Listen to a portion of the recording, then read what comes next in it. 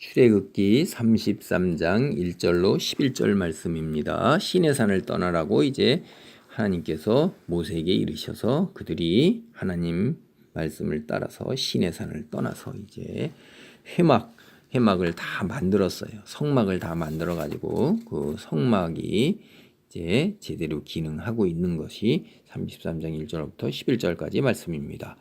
1절입니다. 여호와께서 모세에게 이르시되 너는 내가 애굽 땅에서 인도하여 낸 백성과 함께 여기를 떠나서 내가 아브라함과 이삭과 야곱에게 맹세하여 내 자손에게 주기로 한 그 땅으로 올라가라.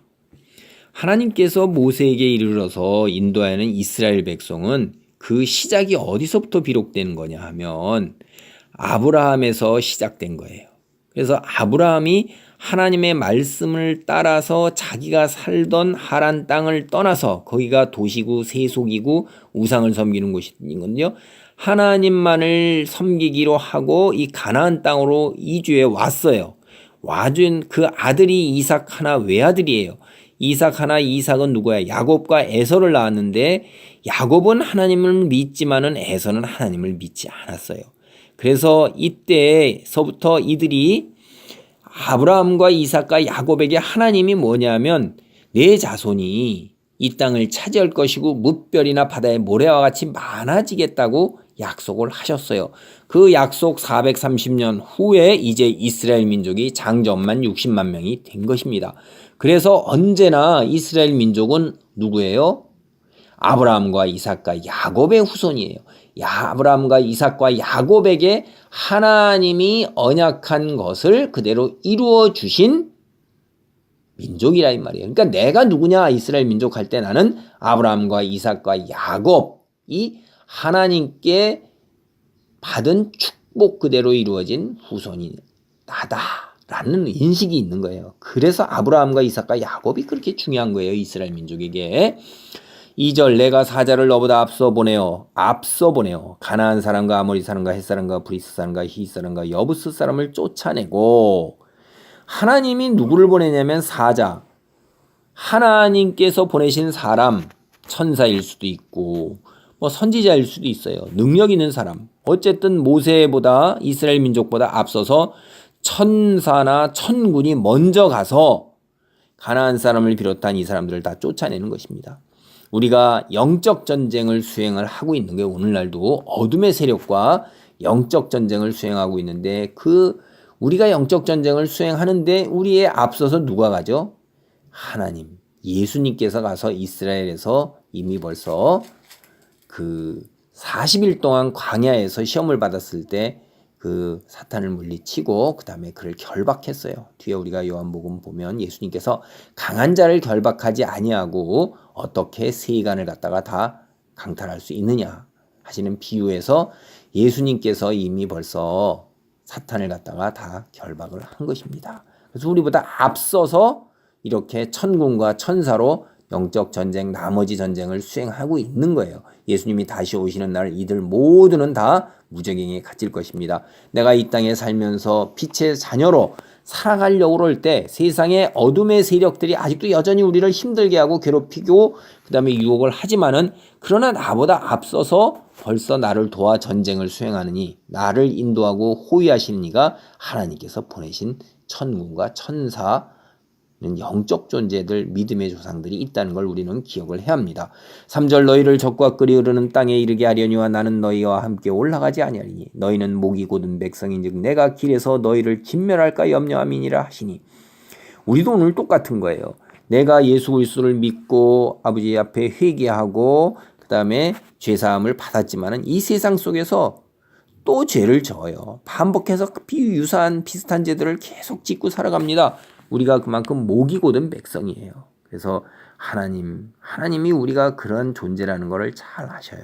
4절 백성이 이 준엄한 말씀을 듣고 슬퍼하여 한 사람도 자기의 몸을 단장하지 아니하니 5절 여호와께서 모세에게 이르시기를 이스라엘 자손에게 이르라 너희는 목이 곧은 백성인즉 내가 한순간이라도 너희 가운데에 이르면 너희를 진멸하리니 너희는 장신구를 떼어내라 그리하면 내가 너희에게 어떻게 할 것인지 정하겠노라 하셨음이라.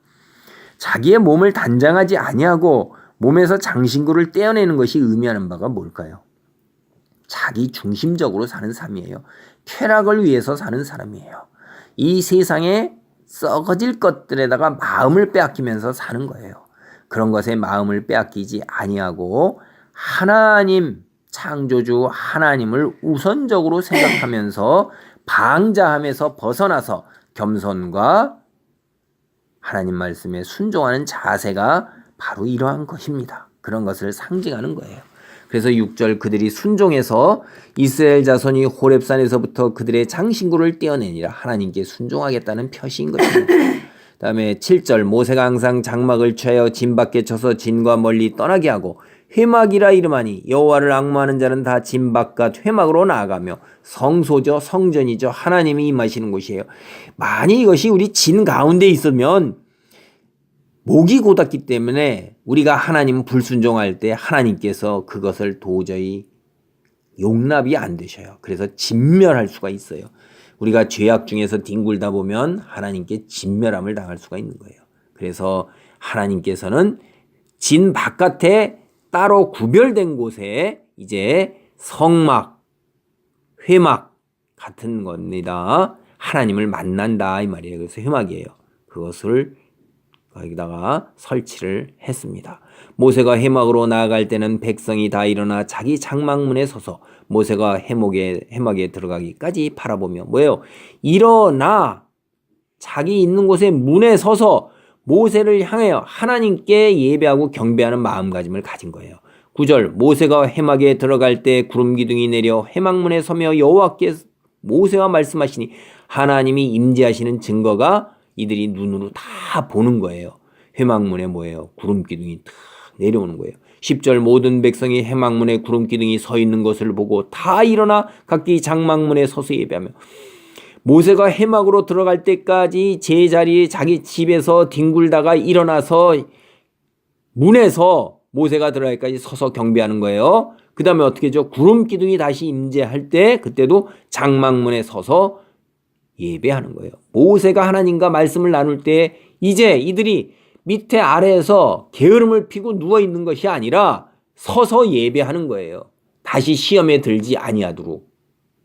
11절 사람이 자기의 친구와 이야기함 같이 여호와께서는 모세와 대면하여 말씀하시며 모세는 진으로 돌아나 눈의 아들 젊은 수종자 여호수아는 회막을 떠나지 아니하니라. 하나님이 구름 기둥으로 이제 없어지고 하나님께서 임재하심이 끝났어도 이 회막에 어떻게 해요? 여호수아는 남아서 여전히 그 회막을 관리했던 것입니다. 그리고 모세는 이제 하나님의 말씀을 가지고 다시 진으로 돌아와서 이 백성들을 가르치고 인도했던 거예요. 여기서 굉장히 크게 변한 것이 뭐냐면 이들이 금송아지를 만들고 경배하다가 하나님께 큰 벌을 받자 이제 그들은 한순간도 자기들의 그 방자함 속에 또다시 빠지지 아니하도록 굉장히 조심하는 거예요. 그걸 우리가 볼 수가 있죠. 여기서 모세가 회막에 갈 때 일어나서 바라보고 그 다음에 구름 기둥이 내려와서 모세가 하나님과 이야기를 나눌 때 장막문에 서서 예배했단 말이에요. 이런 자세가 우리가 시험에 빠지지 아니하고 세상에 흐르지 않는 거예요. 그리고 스스로 자기 몸을 단장하지 아니하고 장신구를 떼어냈던 것은 세상의 것에 마음을 빼앗기지 않으려고 부단히 노력하는 모습을 보이는 것입니다. 오늘 우리도 역시 마찬가지예요.